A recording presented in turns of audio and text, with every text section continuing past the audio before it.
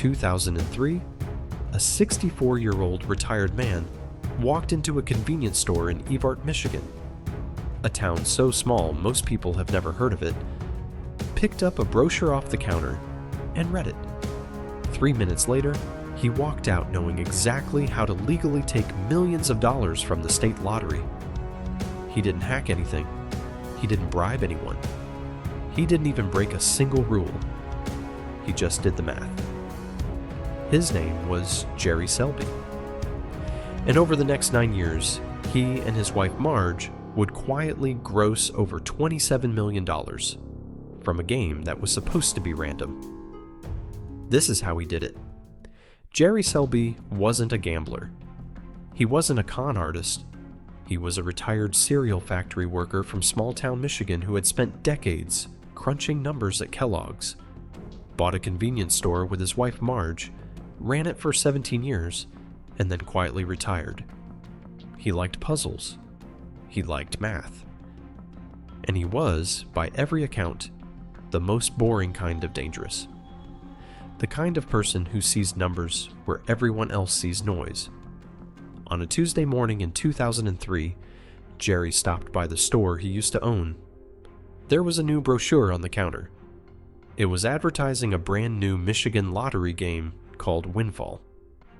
Jerry picked it up, started reading, and within 3 minutes, he saw it. A bug, hidden in plain sight, written right there in the rules. Most lottery games work the same way. The jackpot builds and builds until someone wins all 6 numbers. Nobody wins? It keeps growing. That's how they hook you. The bigger the number, the more tickets people buy. But Winfall was different. Winfall had a rule called the rolldown. Here's how it worked. If the jackpot reached $5 million and nobody matched all 6 numbers that week, instead of rolling over to the next draw, all that money rolled down, it got redistributed to the people who matched 5 numbers, 4 numbers, or even just 3. On paper, that sounds like a nice feature. More winners, more excitement. Jerry saw something else entirely. He grabbed a pen. Did the math right there in the store. If the jackpot was rolling down, the payout for matching just 3 or 4 numbers would increase dramatically. Not randomly, predictably, by a fixed, calculable amount. Which meant something extraordinary. If you bought enough tickets during a roll-down week, the math guaranteed you would get back more than you spent. Not probably, not maybe, guaranteed. Jerry looked at the numbers one more time. Then he walked out of that store, drove home, and told Marge they needed to talk. Jerry wasn't reckless. He was methodical. Before betting big, he decided to test the theory. When the first roll-down was announced, Jerry drove to a lottery retailer and bought $3,600 worth of Winfall tickets. Then he sat down with Marge and sorted every single one. It took hours, hundreds of paper tickets spread across the kitchen table. When they finished counting, Jerry had won $6,300. He had turned $3,600 into $6,300 in one afternoon, legally, playing the state lottery. He tried again. This time with $8,000, he nearly doubled it. The math worked exactly as he had calculated. The system had a hole in it, and Jerry Selbee had just walked straight through it. If you're finding this story interesting, and something tells me you are, hit subscribe. Every week on this channel, someone finds the gap in the system and uses it. Word spread quietly.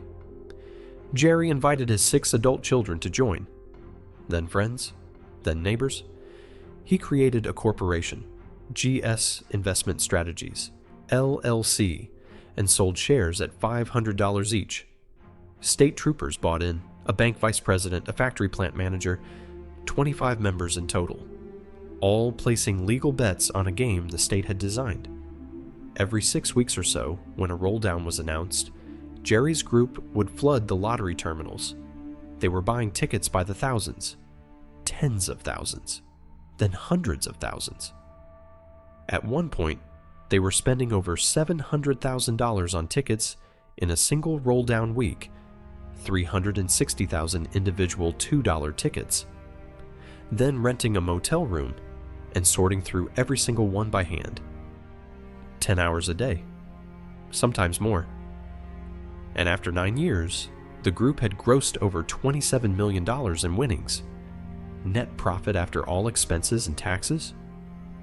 $7.75 million, split among the members.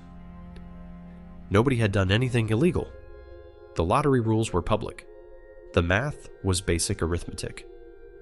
Jerry had simply read the fine print more carefully than anyone else. In 2005, Michigan shut down the Winfall game, citing, ironically, declining ticket sales. But Jerry wasn't done. One of his players sent him an email. Massachusetts had a nearly identical game. Same roll-down structure, same rules, same bug. It was called Cash Winfall, and it was 700 miles away. Jerry studied the Massachusetts game the same way he'd studied Michigan's. Within hours, he had the answer. We can play that game. So every 6 weeks, Jerry and Marge packed their bags and drove 14 hours to Massachusetts. They'd buy their tickets, rent a motel room, and spend days sorting through hundreds of thousands of paper tickets on the floor. What they didn't know was that they weren't alone. A group of math students from MIT had found the exact same loophole through an independent study project. They'd built their own syndicate. They were spending between $17 and $18 million on Cash Winfall over 7 years. 2 groups, one retired couple from a small Michigan town, one elite MIT syndicate, both working the same bug, both making money at almost exactly the same rate of return. Neither group was doing anything wrong. In 2011, the Boston Globe got a tip. Lottery tickets were being sold at extraordinary volumes at specific stores across Massachusetts. One store in Sunderland had sold $47 worth of tickets the day before a rolldown, and over $600,000 the day of. The Spotlight team started investigating. When the story broke, the public reaction was immediate. Organized crime, corruption. The game must be rigged. The Massachusetts state treasurer shut down Cash Winfall and ordered a full investigation. The inspector general's team went in expecting to find criminals. What they found instead were math nerds. Greg Sullivan, the inspector general who led the investigation, later said he was dumbfoundedly amazed that these math nerd geniuses had found a way to legally win a state lottery and make millions from it. No charges, no fraud, no crime. Jerry and Marge Selbee had read a brochure, done some arithmetic, and legally extracted $7.75 million in profit from a system that had handed them the blueprint. The state, for its part, had made $120 million from the same game. Everybody won, except the people who designed the rules. Jerry Selbee today lives quietly in Evart, Michigan. He and Marge still play small-stakes poker with friends. When asked if he felt bad about what he did, Jerry said something that has stayed with me. It's just basic arithmetic. Not a genius move. Not a crime. Not a scam. Just a retired man with a pocket calculator who read the fine print.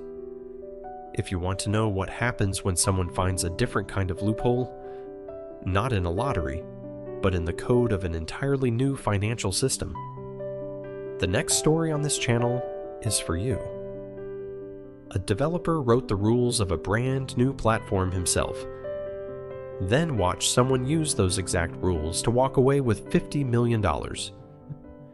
And the most interesting part? It was completely legal. Subscribe and you won't miss it.